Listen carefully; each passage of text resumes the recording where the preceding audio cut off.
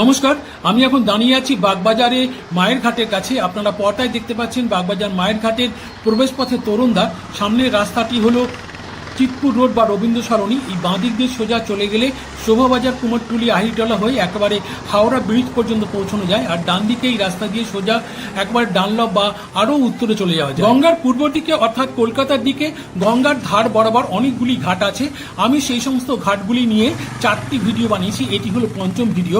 প্রথম ভিডিওটি ছিল বাগবাজার ঘাটের, দ্বিতীয় ভিডিওটি ছিল কুমোরটুলি ঘাটের, তৃতীয় ভিডিওটি ছিল চাঁপাতলা ঘাটের এবং চতুর্থ ভিডিওটি ছিল আহিরটলা ঘাটের।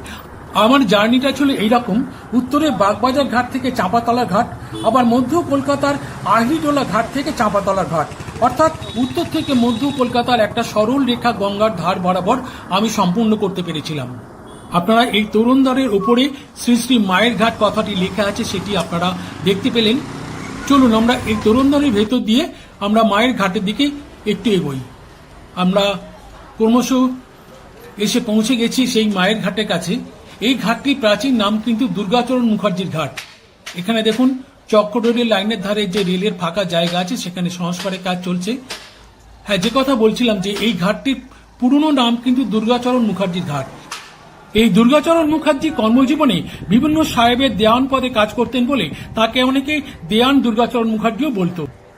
সেই সময় তার সম্পর্কে আরও একটি নাম প্রচলিত ছিল সাধারণ মানুষের মুখে মুখে, সেটি হলো পাগলা বাবু। তার কারণ হিসেবে যেটুকু শোনা যায় যে সাহেবদের দেওয়ানি পদে কাজ করে তিনি প্রচুর অর্থ উপার্জন করেছিলেন। সেই অর্থ দিয়ে তিনি তার বাড়িতে প্রতিদিন বহু মানুষকে কাঙালি ভোজন করাতেন। না, কাঙালি ভোজন নামে নাক ছিটকাবেন না, নামে কাঙালি ভোজন হলেও তিনি মানুষদের নানা রকম বাঙালির সুস্বাদু ও উপাদেয় পদ পরিবেশন করতেন। অন্যদিকে সাহেবদের দেওয়ানি পদে কাজ করতেন বলে অহংকারী ও দম্ভে সেই সময় কলকাতা বহু ধনী ও নামী মানুষদের সাথে খারাপ ব্যবহার করতেন এবং তিরস্কার করতেন। 1854 সালের 14ই মার্চ সংবাদ ভাস্কর পত্রিকায় প্রকাশিত হয়েছিল, দুর্গাচরণের দম্ভে কলিকাতা শহর হতভম্ব প্রায় হইয়া গিয়াছিল। এই মায়ের ঘাটের স্থাপত্যগুলো সম্পর্কে আমি আপনাদের পরে বলছি। তার আগে এই দুর্গাচরণ মুখার্জি সম্পর্কে শেষ কথাটুকু একটু বলে নিই। একবার এই দুর্গাচরণ মুখার্জি বেআইনিভাবে একটা জমিদারি হস্তগত করেছিলেন। বিস্তারিত বলার সময় নেই, সংক্ষেপে বলি। 1814 সালে তিনি যখন মারা যান তখন প্রায় 13 লক্ষ টাকা মূল্যের স্থাবর ও অস্থাবর সম্পত্তি রেখে যান। কিন্তু তার মারা যাওয়ার পরে ওই বেআইনি হস্তগত করা জমিদারির জন্য তার পুত্রদের একটা বিশাল অঙ্কের টাকা ক্ষতিপূরণ দিতে হয়েছিল আদালতের রায়ে। যাজ্ঞে সেসব। সেই ঘাটটি 2005 সালে নামকরণ করা হয় মায়ের ঘাট নামে। তার কারণ এই ঘাটের কাছে যে মায়ের বাড়ি আছে সেই বাড়িতে থাকাকালীন 2009 সাল থেকে 2020 সাল পর্যন্ত প্রতিদিন সকালবেলা মা শারদা এই ঘাটে স্নান করতে আসতেন। সেই জন্য এই ঘাটটির নামকরণ করা হয়েছে মায়ের ঘাট। সেই জন্য মায়ের ঘাটের কথা বলতে গেলে মায়ের বাড়ির কথা একটু বলতে হয়। চলুন আমরা মায়ের বাড়ির কথা একটু শুনে নিই। আপনারা পর্দায় দেখতে পাচ্ছেন মায়ের বাড়ি। এই মায়ের বাড়ি থেকে মায়ের ঘাটের দূরত্ব কিন্তু খুব একটা বেশি নয়। তার আগে বলিনি এই মায়ের বাড়িতে আপনারা কি করে আসবেন। আমি এখন দাঁড়িয়ে আছি বাগবাজার স্ট্রিটে।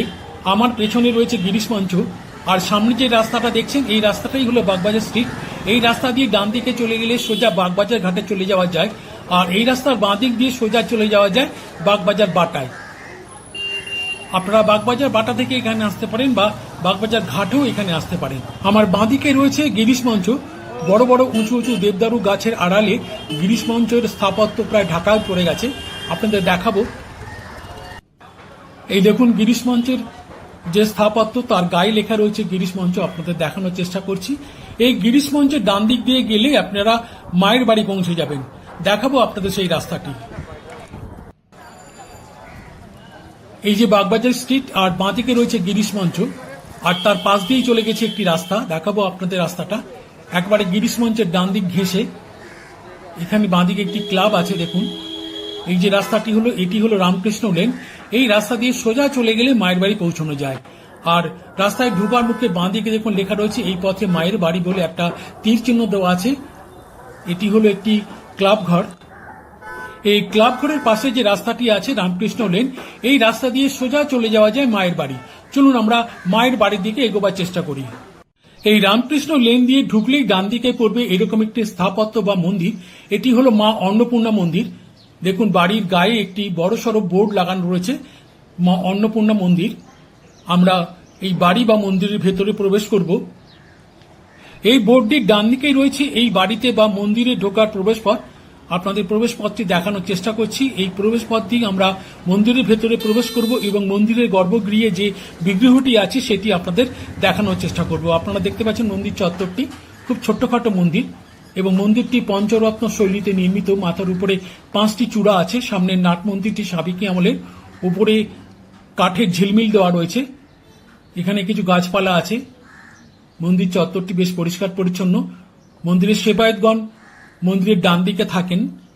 আপনারা দেখছেন মন্দিরের সামনে নাট মন্দিরটি সুন্দর করে বাঁধানো, আর গর্ভগৃহটি আপনারা দেখতে পাচ্ছেন, এটাও বেশ সুন্দর কারুকার্য করা। দূর থেকে জুম করে গ্রিলের ভেতর দিয়ে মায়ের বিগ্রহটি দেখাবার চেষ্টা করছি আপনাদের। পুরো মূর্তিটি আপনাদের ভালো করে পরে দেখাবো। এই দেখুন, নাট মন্দিরে চাতালে একটি ফলক রয়েছে। এখানে লেখা রয়েছে, সর্ববিজয় কবচ আবিষ্কারক শ্রী গোবিন্দচন্দ্র সরকার এবং তস্য পত্নী শ্রীমতী তুলসীমণি দাসী কর্তৃক প্রতিষ্ঠিত সন 1329 সাল 5ই চৈত্র। এখন চলছে বাংলা 1432 সাল, অর্থাৎ আজ থেকে প্রায় 103 বছর আগে এই মন্দিরটি তৈরি হয়েছিল এবং এই বিগ্রহটি প্রতিষ্ঠা করা হয়েছিল। আপনারা দেখতে পাচ্ছেন মা অন্নপূর্ণার মূর্তি পুরো অষ্টধাতুর তৈরি, আর বাঁদিকে রয়েছে শিবের মূর্তি। আপনাদের মূর্তিগুলো দেখাবার চেষ্টা করলাম। এবারে চলুন এই মন্দির ছেড়ে আমরা মায়ের বাড়ির দিকে আরো একটু এগিয়ে যাই। এবারে রাস্তার বাঁদিকে বাড়ির মাথায় একটি বোর্ড দেখানোর চেষ্টা করছি। দেখুন, লেখা আছে কেসি দাস। এটি হলো কেসি দাসের মিষ্টি তৈরির কারখানা। সমস্ত কলকাতা শহরে কেসি দাসের যত দোকান আছে, সমস্ত দোকানে সমস্ত রকম মিষ্টি কিন্তু এখানে তৈরি হয়ে থাকে। চলুন আমরা এই রাস্তা ধরে আরো একটু এগিয়ে যাই মায়ের বাড়ির দিকে। এই বাগবাজার অঞ্চলটি যেহেতু পুরনো পাড়া, সেই জন্য এই অঞ্চলে যেমন সাবেকি আমলের তৈরি বেশ কিছু পুরনো বাড়ি দেখা যায়, আবার বেশ কিছু জীর্ণ বাড়িও চোখে পড়ে পথ চলতে গিয়ে। এবার দেখাবো সেরকম একটি জীর্ণ বাড়ি। ওই বাড়িটির খুব কাছেই রয়েছে এই প্রাচীন জীর্ণ দোতলা বাড়িটি। আপনারা দেখছেন বাড়ির সামনের অংশ প্রায় ধসে গেছে আর আগাছার জঙ্গলে পরিবৃত হয়ে আছে। একেবারে আষ্টে পৃষ্ঠে গাছগুলি তার শেকড় আর ঝুড়ি দিয়ে বাড়িটিকে আঁকড়ে ধরেছে। আপনাদের সেই জীর্ণ প্রাচীন বাড়িটি দেখানোর চেষ্টা করলাম। চলুন আমরা এই পথ দিয়ে আরো একটি এগিয়ে যাই মায়ের বাড়ির দিকে। আমরা ক্রমশ মায়ের বাড়ির কাছে এসে পৌঁছে গেছি। মায়ের বাড়ির কাছে একটি সুন্দর অলঙ্করণ সমৃদ্ধ একটি প্রবেশ পথ চোখে পড়ল। সেটি আপনাদের না দেখিয়ে পারলাম না। দেখুন কত সুন্দর অলঙ্কৃত একটি প্রবেশ পথ। আজকালকার দিনে এই ধরনের প্রবেশ পথ কিন্তু দেখা যায় না। আপনাদের সেই অপূর্ব দৃশ্যটি দেখানোর চেষ্টা করছি। দেখুন, লেখা আছে মঙ্গল আলয়, আর উপরে দুটো হাঁস মুখোমুখি রয়েছে। একটু ক্লোজে নিচে দেখানোর চেষ্টা করছি। বাড়িটি একটু জীর্ণ হয়ে পড়েছে, মলিন হয়ে পড়েছে, কিন্তু তার ঐতিহ্য বা আভিজাত্য কিন্তু এখনো অক্ষুণ্ণ রয়েছে। আমরা মায়ের বাড়ির কাছে এসে পৌঁছে গেছি। এটি হলো রামকৃষ্ণ লেন। এই রাস্তাটি দিয়েই আমরা গিরিশ মঞ্চের ডান দিক থেকে এখানে এসে পৌঁছে গেছি। এই রাস্তার বাঁদিকে টার্ন নিলেই, এই যে ভদ্রমহিলা যাচ্ছেন, এই বাঁদিকে টার্ন নিলে কিন্তু মায়ের বাড়ি চোখে পড়বে। চলুন আমরা মায়ের বাড়িতে যাই। এবারে আমরা মায়ের বাড়ির দিকে যাব। এই রাস্তা দিয়ে একটু এগুলেই ডান দিকে পড়বে মায়ের বাড়ি। এই মায়ের বাড়ির একটা ইতিহাস আছে, সেই ইতিহাসটা আপনাদের একটু শুনিয়ে দিই। 1886 সালে ঠাকুর শ্রীরামকৃষ্ণ দেবের তিরোধানের পর মা সারদা দেবী আর দক্ষিণেশ্বরে ফিরে যাননি। তিনি বিভিন্ন জায়গায় থাকতে শুরু করেছিলেন। কামারপুকুরও বেশ কিছুদিন ছিলেন। কলকাতায় তিনি বিভিন্ন ভাড়া বাড়িতে কাটিয়েছেন। এদিকে উদ্বোধন পত্রিকাও কিন্তু কলকাতার বিভিন্ন ভাড়া বাড়ি থেকে প্রকাশিত হতো। স্বামীজি আমেরিকা থেকে স্বামী শিবানন্দকে চিঠি লিখলেন দুটোরই স্থায়ী ঠিকানা তৈরি করার জন্য। উদ্বোধন পত্রিকার স্থায়ী অফিস এবং শ্রী শ্রী মায়ের স্থায়ী বাসস্থানের দায়িত্ব নিলেন তৎকালীন রামকৃষ্ণ মঠ ও মিশনের সম্পাদক স্বামী শারদানন্দ বা শরৎ মহারাজ। শুরু হয় জমি খোঁজা, কিন্তু জমি কিনতে গেলে এবং বাড়ি তৈরি করতে গেলে তো অনেক টাকার দরকার। টাকার সংস্থান হবে কি করে? ওই যে কথায় আছে না, ভক্তের বোঝা ভগবানে বয়। এক্ষেত্রেও তাই হলো। বাগবাজারের এক ধনী ও রামকৃষ্ণ অনুরাগী এক খড়ের ব্যবসায়ী, যার আসল নাম কেদারনাথ দাস, তাকে সবাই বলতো খেরো দাস, কারণ সেই সময় তিনি বিচালি বা খড়ের ব্যবসা করতেন। আপনারা জানেন যে বাগবাজারে একটা ঘাট ছিল যার নাম বিচালি ঘাট। এখন অবশ্য সেই ঘাটের কোনো অস্তিত্ব নেই, কিন্তু নামটি রয়ে গেছে। সেই কেদারনাথ দাস বেশ কিছুটা জমি সন্ন্যাসীদের দান করলেন, কিন্তু তার একটা শর্ত ছিল যে এখানে প্রতিদিন ঠাকুরের সেবা করতে হবে। শর্ত মেনে নিলেন স্বামীজিরা। জমি তো পাওয়া গেল, কিন্তু জমির উপর বাড়ি তৈরি হবে কি করে? সেই অর্থের যোগানটা আসবে কোত্থেকে? উপায় একটা পাওয়া গেল। উদ্বোধন পত্রিকার অফিসে যে সমস্ত বইপত্র ছিল সেগুলো বিক্রি করে পাওয়া গেল 2700 টাকা। সেই টাকার উপর নির্ভর করেই শুরু হলো বাড়ি তৈরির কাজ। পরবর্তীকালে বিভিন্ন জনের কাছ থেকে টাকা ধার করে বাড়ি তৈরি করা সম্পূর্ণ হয়েছিল। প্রথমে একতলা ও পরে দোতলা তৈরি করা হয়। 1908 সালে উদ্বোধন পত্রিকার অফিস চলে আসে এই ঠিকানায় এবং 1909 সালে এই বাড়িতে শ্রী শ্রী মায়ের পদার্পণ ঘটেছিল। তারপর থেকে 1920 সাল অর্থাৎ মায়ের তিরোধান পর্যন্ত তিনি এই বাড়ির দোতলার একটি ঘরে থাকতেন। সেই ঘরে এখন মায়ের একটি ছবি রাখা আছে, সেখানে অনেকে শ্রদ্ধা জানান, ধ্যান করেন। শুধু দেশীয় মানুষরা নন, বিদেশ থেকেও প্রচুর মানুষ এখানে আসেন, মাকে শ্রদ্ধা জানান, ঠাকুরকে শ্রদ্ধা জানান, স্বামীজিকে শ্রদ্ধা জানান। বাড়ির ভেতরে ভিডিও ছবি তোলার নিষেধাজ্ঞা থাকায় বাড়ির ভেতরের ছবি আপনাদের দেখাতে পারলাম না। তবে একটা কথা বলে রাখি যে উদ্বোধন পত্রিকার অফিস কিন্তু এই বাড়ি থেকে সরে গেছে।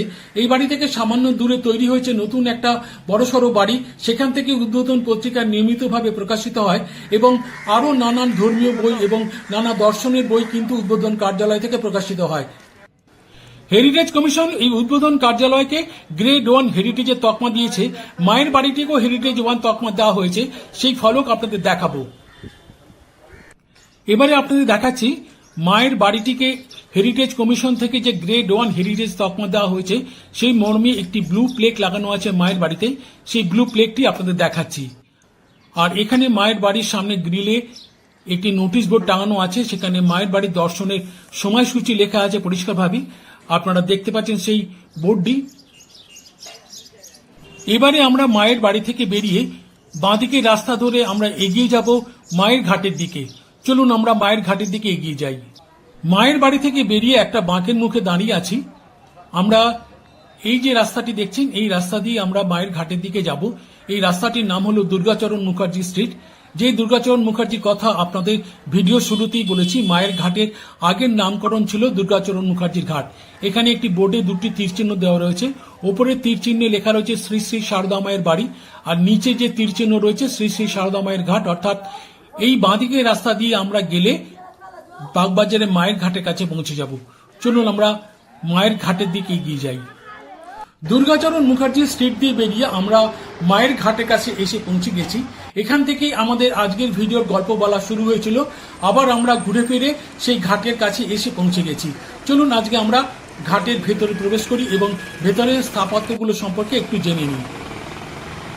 তার আগে ঘাটের প্রবেশ পথে তরুণদ্বারের স্থাপত্য শৈলীটা আপনাদের একটু দেখিয়ে নিচ্ছি।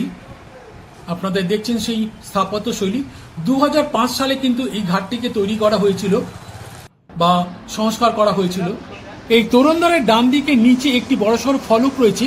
এই ফলকে যা লেখা আছে তার সারমর্ম হল বাগবাজারের রামকৃষ্ণ বয়েজ স্পোর্টিং ক্লাবের প্রাথমিক উদ্যোগে 2005 সালে এই ঘাটটিতে সংস্কার বা নতুন করে কিছু স্থাপনা তৈরি করা হয়েছিল। তারপর 10 বছর বাদে অর্থাৎ 2015 সালে এই ফলকটি লাগানো হয়েছে। চলুন ঘাটের ভেতর দিকে ঢোকা যাক। প্রবেশপথের তরুণদ্বারের উপরের দিকটা একটু লক্ষ্য করুন, এখানে কিন্তু কোনো ছাদ নেই। কতগুলো আড়াআড়ি বা লম্বালম্বি ভাবে বিম রয়েছে এবং এটা দেখতে কিন্তু খুবই ভালো লাগছে। আমরা গঙ্গার ঘাটের কাছে এসে পৌঁছে গেছি। আপনারা পর্দায় বাঁদিকে যে স্থাপনাটি দেখছেন এখানে নানা অনুষ্ঠান হয়ে থাকে। আজকে যেমন একটি শ্রাদ্ধের অনুষ্ঠান চলছে, আপনাদের দেখানোর চেষ্টা করছি। এখানে এইরকমই অনুষ্ঠান হয়ে থাকে। এর পাশ দিয়েই বয়ে চলেছে পতিত পাবনী গঙ্গা। আপনারা দেখছেন গঙ্গা সেই অপরূপ দৃশ্য।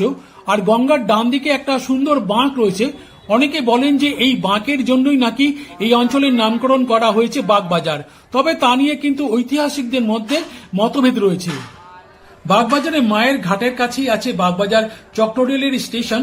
আপনাদের সেই স্টেশনটি দেখানোর চেষ্টা করছি। আপনারা বাগবাজার চক্ররেলের স্টেশনে এলেও কিন্তু মায়ের ঘাট দেখতে পাবেন। মায়ের ঘাটের দুদিকে দুটো স্থাপনা আছে, আপনারা দেখতে পাচ্ছেন দুদিকে দুটো স্থাপনা। ডান দিকে যে স্থাপনাটি রয়েছে এখানে হচ্ছে মেয়েদের পোশাক পরিবর্তনের ঘর, আর বাঁ দিকে রয়েছে বিভিন্ন অনুষ্ঠান যেখানে হয়। আপনাদের সে ঘরের কথা আগেই দেখিয়েছি। ঘাটের ঠিক মাঝখানে রয়েছে মায়ের মন্দির। আপনারা দূর থেকে দেখছেন চৌকো মন্দিরটি, কাছ থেকে দেখাবো। এই যে দেখছেন আপনারা এক ভক্ত মাকে নমস্কার করছেন। মায়ের জন্মতিথি বা ঠাকুরের জন্মতিথি উপলক্ষে কিন্তু দেশ বিদেশের ভক্তরা এখানে এসে মাকে শ্রদ্ধা নিবেদন করেন। অনেকে ধূপ দ্বীপ জ্বালিয়ে থাকেন। মূর্তিটি আপনাদের খুব কাছ থেকে দেখাবো, যদিও মূর্তিটি কাঁচ দিয়ে ঢাকা, তাই বাইরে থেকে পরিষ্কারভাবে দেখানো যায় না, তবুও চেষ্টা করছি মায়ের মূর্তিটিকে যতটা সম্ভব সুন্দর করে দেখানোর। আপনারা দেখছেন বাইরে গ্রিল দেওয়া রয়েছে, তারপর কাঁচ রয়েছে, তার উপর একটি বেদির উপর মায়ের মূর্তি বসানো রয়েছে।